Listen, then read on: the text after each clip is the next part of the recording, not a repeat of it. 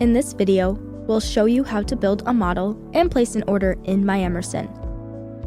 To start, log into your MyEmerson account and search for your desired model by either entering the first few digits of the model or keyword into the search bar. Relevant results will populate. Once you select a model, you will be redirected to the model's product page. From the product page, click Configure to launch the configuration page. Continue by selecting your desired model options. Once complete, click Add to Cart.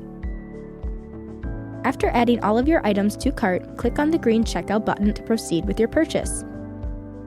Continue by adding the necessary shipping details, specifying your country of destination, and providing the required billing information.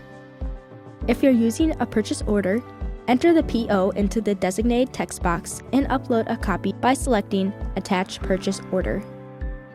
Upon completing all of the required fields and reviewing your order, simply finalize the process by clicking on the green Place Order button.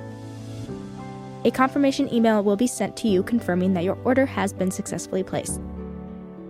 You can track the status of your order by visiting your account page and clicking on Orders.